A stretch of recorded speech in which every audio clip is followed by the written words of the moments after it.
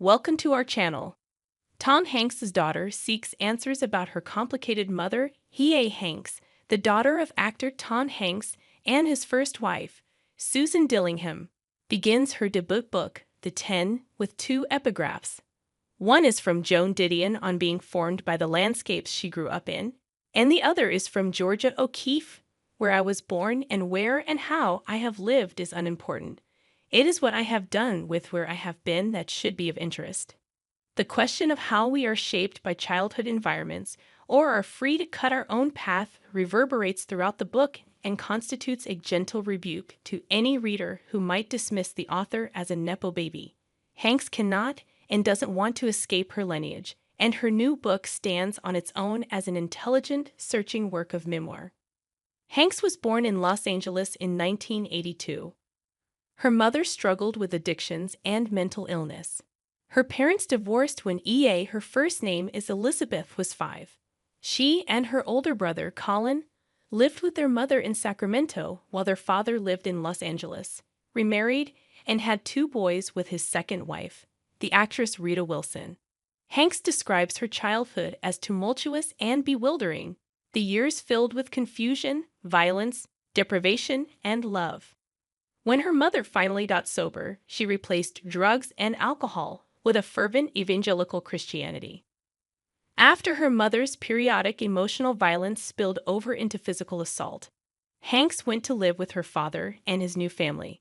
On weekends and during the summers, she visited her mother. She missed her life in Sacramento, even if living with her mother was unpredictable and sometimes frightening.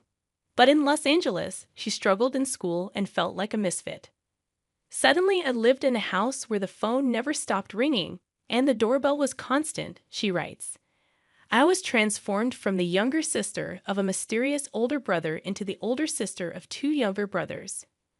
When she was 14, Hanks and her mother took a road trip, driving across America along Interstate 10 to Florida, in a Winnebago that lumbered along the asphalt with a rolling gait that felt nautical, as if we were crossing oceans instead of the vast expanses of the South. A few years later, Susan died of cancer. She was 49. Hanks had spent years worshiping and fearing her mother, and in her late 30s was still puzzling over her erratic behavior. For a long while, she writes, my mother and I were never alone together. She gathered a cast of characters around herself as a shield.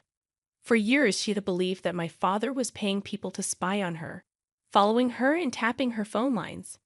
One weekend, I arrived for my visit, and in our living room discovered a random man with multiple guns and a German shepherd in tow, and was told he would be sleeping in our living room from then on.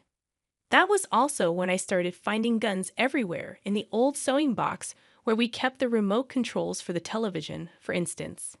To better understand her mother, Hanks decided to repeat the route the two had traveled more than 20 years earlier. She borrowed a minivan from her father, calling it Minnie, a nod to both Minnie Mouse Hanks is a big Disney girl, and to Winnie, the original car she and her mother drove. She packed the collected works of John Keats, Joan Didion's essays, and 2 books belonging to her mother, a white binder of original poetry and a red journal, the sort flogged on the first floor of a Barnes & Noble. Hanks's account of being the child of a volatile, insecure, and charismatic parent resonated with me on a personal level. Like Hanks, I grew up with an artistic, depressed, and unpredictable parent who smoked to manage his moods and died of lung cancer. A sense of fierce protectiveness and helpless love meant that we both grew up thinking that to love someone was to heal them. Hanks's experience felt eerily familiar to me, and her excavation of it is astute, moving, and helpful.